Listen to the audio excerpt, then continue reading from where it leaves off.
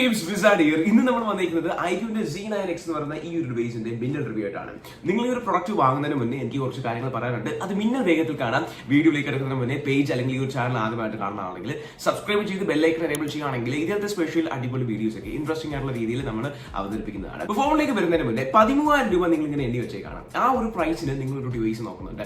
ആ ഡിവൈസിന് എല്ലാ ഫാക്ടറിലും അടിപൊളി പെർഫോമൻസ് വേണം. അതായത് നിങ്ങൾ കൊടുക്കുന്ന ഓരോ പെനിയും വർത്താവണം, അതായത് ഒരു രൂപയും വർത്താവുന്ന ഒരു ഫോണാണ് നിങ്ങൾ നോക്കുന്നതെങ്കിൽ ധൈര്യമായിട്ട് ഈ ഒരു വീഡിയോ പോസ്റ്റ് ചെയ്തിട്ട് ഈ ഒരു ഡിവൈസ് നിങ്ങൾക്ക് എടുക്കാൻ പറ്റും. അത് എങ്ങനെയാണെന്ന് ഡീറ്റെയിൽ ആയിട്ട് പറയാം. എനിക്ക് ഇഷ്ടപ്പെട്ട കുറേയധികം കാര്യങ്ങളായിട്ടുണ്ട്. അപ്പോൾ അൺബോക്സിംഗ് നോക്കുകയാണെങ്കിൽ നോർമലി വരുന്ന ആ ഒരു സെയിം പാക്ക് തന്നെയാണ്.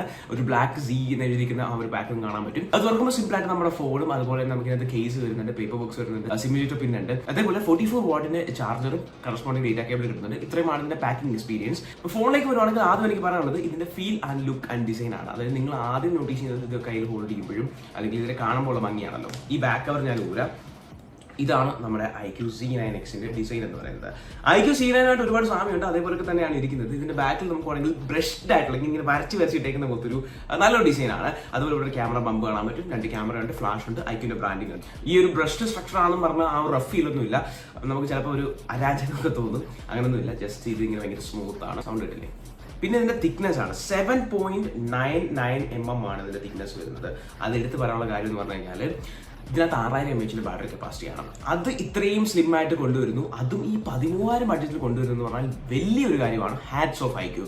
ബിക്കോസ് പണ്ടൊക്കെ നമ്മൾ 6000 mAh എന്നൊക്കെ കാണുമ്പോൾ സെൽഫോണിലൊക്കെ ആയിരുന്നു ഞാൻ ആദ്യം നോട്ടീസ് ചെയ്യുന്നത്. അത് ഇത്രയും കാണും, അല്ലെങ്കിൽ കുറച്ച് ഫ്ലാഗ്ഷിപ്പ് ഡിവൈസുകളിലൊക്കെ ആയിരിക്കും അല്ലെ അത്രയും കൊണ്ടുവരുന്നത്. അത് 13,000 രൂപയാണ്. നമുക്ക് 6000 mAh ബാറ്ററി ഉണ്ട്, അത്രയ്ക്കും സ്ലിമ്മുമാണ്. സോ ലുക്ക് ആൻഡ് ഫീൽ നിങ്ങൾക്ക് മനസ്സിലാവും. രണ്ടാമതായിട്ട് ഇതിന്റെ പ്രൊസസ്സറാണ് സ്നാപ്ഡ്രാഗണിന്റെ 6 Gen 1 ആണ് നമുക്ക് ഇതിനകത്ത് കിട്ടുന്നത്.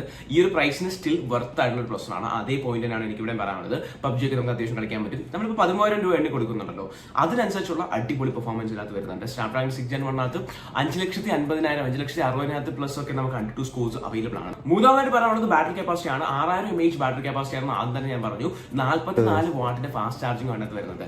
6000 mAh എന്ന് പറഞ്ഞാൽ one of the top spec തന്നെയാണ് നമുക്ക് കിട്ടാവുന്നതിൽ വെച്ച്. അത് ഈ പ്രൈസ് വെച്ച് നോക്കുകയാണെങ്കിൽ നമുക്ക് ലോട്ടറി എന്നാണ് പറയാം. അതുപോലെ 44 വാട്ട് എന്ന് പറഞ്ഞു കഴിഞ്ഞാൽ ഈ ഒരു പ്രൈസിന് ഈ 6000 44 ആ കോമ്പിനേഷൻ ഉണ്ടല്ലോ, നിങ്ങൾക്ക് സുഖമായിട്ട് ഡെയിലി ലൈഫ് കൊണ്ടുപോകാൻ പറ്റും. അതായത് ഒരു കുറച്ചുകൂടി ഒരു 20,000 രൂപയ്ക്ക് കിട്ടുന്ന പല ഫോണുകളും തരുന്ന സ്പെസിഫിക്കേഷൻ ആണ് ഈ ഒരു പ്രൈസിന് വരുന്നത്. എക്സലന്റ് എന്ന് വേണം പറയാം. അടുത്തായിട്ട് ഇതിന്റെ ഡിസ്പ്ലേ ആണ്. ഒരു 6.72 ഇഞ്ചിന്റെ അൾട്രാ ബ്രൈറ്റ് ആയിട്ടുള്ള അഡാപ്റ്റീവ് ഡിസ്പ്ലേ ആണ് വരുന്നത്. 120 ഹെർട്സിന്റെ റീഫ്രഷ് റേറ്റ് നമുക്ക് ഇതിനകത്ത് വരുന്നുണ്ട്. പഞ്ച് ഹോൾ ഡിസ്പ്ലേ ആണ്. മോർ ഓവർ ഈ ഒരു ബഡ്ജറ്റിൽ പല ബ്രാൻഡ്സും നമുക്ക് ഇങ്ങനെ എന്താ പറയുക വാട്ടർ ഡ്രോപ്പ് ഒക്കെ തന്നത് അല്ലെങ്കിൽ നോച്ച് ഒക്കെ തന്ന സമയത്ത് ഇത് കണ്ടില്ല. ഇങ്ങനെ കണ്ടു കഴിഞ്ഞാൽ നമുക്ക് 13,000 രൂപയ്ക്ക് കിട്ടുന്ന ഒരു ഫോണാണെന്ന് തോന്നുന്നില്ല. അതേപോലെ തന്നെ ബ്രൈറ്റ്നസ് നോക്കുകയാണെങ്കിൽ 1000 നിറ്റ്സിന്റെ പീക്ക് ബ്രൈറ്റ്നസ് ഇതിനകത്ത് വരുന്നുണ്ട്. അതുപോലെ 2408x1080 പിക്സൽസ് ആണ് റെസൊല്യൂഷൻ വരുന്നത്. പിന്നെ ഗെയിമിംഗ് മോഡ് ഉണ്ടല്ലോ, അതിനകത്ത് എനിക്ക് എക്സ്ട്രാ പറയാനുള്ളതെന്ന് വെച്ച് കഴിഞ്ഞാൽ അത് 4D വൈബ്രേഷൻ ഈ ഒരു ഡിവൈസിൽ അവൈലബിൾ ആണ്. അതുപോലെ നോർമലി വരുന്ന ഗെയിമിംഗ് മോഡും അതുപോലെ തന്നെ മോഷൻ കൺട്രോൾ ഒക്കെ നമുക്ക് ഇതിനകത്ത് വരുന്നുണ്ട്. പിന്നെ ഈ ഒരു device IP64 dust and water resistance ആണ്, അതും എടുത്തു പറയാനാണ്. പിന്നെ മൾട്ടിമീഡിയയിൽ എനിക്ക് എടുത്തു പറയാനായിരുന്നാണ് ഡിസ്പ്ലേ നമ്മൾ കണ്ടു. മൾട്ടിമീഡിയയിൽ നമുക്ക് ഡുവൽ സ്റ്റീരിയോ സ്പീക്കേഴ്സ് വരുന്നുണ്ട്. പല സ്മാർട്ട് ഫോണുകളിലും ഇപ്പോഴും അത്യാവശ്യം ഇതിനേക്കാളും ഡബിൾ ബഡ്ജറ്റിൽ പോലും സ്റ്റീരിയോ സ്പീക്കേഴ്സ് തരാറില്ല. അതായത് ഒരു സ്റ്റീരിയോ സ്പീക്കർ എക്സ്പീരിയൻസ് എന്ന് പറഞ്ഞാൽ മൾട്ടിമീഡിയയിൽ നമുക്ക് നല്ല രീതിയിൽ ഇൻഫ്ലുവൻസ് ചെയ്യുന്ന ഒരു കാര്യമാണ്. ഇനി എക്സൈറ്റിംഗ് പാർട്ട് ഇതിന്റെ ക്യാമറ 50 മെഗാ പിക്സൽ ഒരു AI ക്യാമറയാണ്. അത്യാവശ്യം നല്ല പോർട്രേറ്റ്സ് ഒക്കെ ഇതുപോലെ നമുക്ക് എടുക്കാൻ പറ്റുന്നുണ്ട്. അതുപോലെ തന്നെ നമുക്ക് 2 മെഗാ പിക്സൽ ഒരു ബൊക്കെ ക്യാമറ നമുക്ക് കിട്ടുന്നുണ്ട്.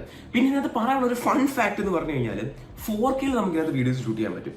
അതായത് 13,000 രൂപയ്ക്കകത്ത് ഒരു ഫോണൊക്കെ 4K ഒക്കെ കൊണ്ടുവരാന്ന് പറഞ്ഞു കഴിഞ്ഞാൽ പലപ്പോഴും പല ഡിവൈസുകളും അതായത് 4K ഇല്ലാതെ 20,000 30,000 രൂപ റേഞ്ചിലൊക്കെ വരാറുണ്ട്, സ്റ്റിൽ വരാറുണ്ട്.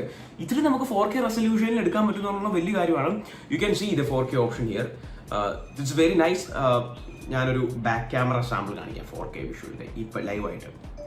സോ യു ക്യാൻ സീ ഇതാണ് ഞാൻ 4Kയിൽ എടുക്കുന്ന എൻ്റെ visual. So this is actually recording from iQ, just on raw footage ആയിട്ട് എടുക്കുന്നതാണ്. 4K ഒക്കെ it's actually very nice. Anyway, I am very impressed with this portraits and low light ലായാലും ഇതുപോലത്തെ footage ഒക്കെ നിങ്ങൾക്ക് എടുക്കാൻ പറ്റുന്നതാണ്. ഇനി ഇതിന്റെ OS നോക്കുകയാണെങ്കിൽ Android 14 ബേസ് ചെയ്തിട്ടുള്ള ഫൺ ടച്ച് OS 14 ആണ് വരുന്നത്. നമുക്ക് അത്യാവശ്യം മിനിമൽ ആയിട്ടുള്ള കാര്യങ്ങളൊക്കെയാണ്. iQ നോക്കുകയാണെങ്കിൽ ഫൺ ടച്ച് OSന്റെ ഭാഗത്തു നിന്ന് കുറച്ചധികം ഫീച്ചേഴ്സ് എനിക്ക് ഇപ്പം ക്യാമറ UI ലൊക്കെ ആണെങ്കിലും എനിക്ക് ഒരുപാട് ഇഷ്ടപ്പെട്ട കുറച്ച് കാര്യങ്ങളുണ്ട്. എസ്പെഷ്യലി അതിന്റെ ഫിൽറ്റേഴ്സ് ഒക്കെ ഫൺ ടച്ച് OSൽ വരുന്ന കുറച്ച് ഫിൽറ്റേഴ്സ് ഒക്കെ ഉണ്ട്.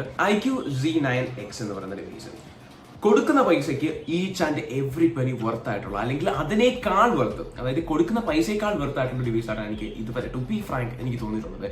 അതിന് എടുത്തു പറയാനുള്ള കാര്യം എന്ന് പറഞ്ഞു കഴിഞ്ഞാൽ ഇതിനകത്തെ സ്റ്റീരിയോ സ്പീക്കേഴ്സ് ആയാലും ഇതിന്റെ ബാറ്ററി കപ്പാസിറ്റി ആയാലും ഇതിന്റെ ക്യാമറ 4K റെക്കോർഡിംഗ് ആയാലും എല്ലാം ഈ ഒരു പ്രൈസിന് അതീതമായിട്ടുള്ള കാര്യങ്ങളാണ് പ്രൊവൈഡ് ചെയ്യുന്നത്. പിന്നെ IP64 സർട്ടിഫിക്കേഷൻ നമുക്ക് വരുന്നുണ്ട്, പ്ലസ് ഇതിന്റെ സ്നാപ്ഡ്രാഗൺ 610 ഇതെല്ലാം 100% കൊടുക്കുന്ന പൈസയ്ക്ക് നിങ്ങൾക്ക് പുറത്തായിരിക്കും. അപ്പം നിങ്ങളൊരു 13,000 രൂപയ്ക്ക് നിങ്ങൾ ഫോൺ നോക്കുകയാണെങ്കിൽ ഡെഫിനറ്റ്ലി ആദ്യം സജസ്റ്റ് ചെയ്യുന്ന നമ്പർ 1 സജസ്റ്റ് ചെയ്യുന്ന ഈ ഒരു ഡിവൈസ് ആയിരിക്കും. ഞാൻ ഒരുപാട് ഇംപ്രസ് ആയി. അപ്പം വീഡിയോ ഇഷ്ടപ്പെടുന്ന വിശ്വസിക്കുന്നു. സ്പെസിഫിക്കേഷനും ഇതിന്റെ ലുക്കും ഇതിന്റെ ഒരു പെർഫോമൻസും കണ്ടിട്ട് നിങ്ങൾക്ക് എന്താണ് തോന്നിയത് തീർച്ചയായും കമന്റ് ചെയ്യാൻ മറക്കണ്ട. മറ്റൊരു അടിപൊളി വീഡിയോ ആയിട്ട് കണ്ടുമുട്ടാം. തീർച്ചയായിട്ടും നമുക്ക് മറ്റൊരു വീഡിയോയിൽ വരുന്നതായിരിക്കും, ഉടനെ തന്നെ വരുന്നതായിരിക്കും. അപ്പോൾ സബ്സ്ക്രൈബ് ചെയ്യാൻ മറക്കണ്ട. Bye bye.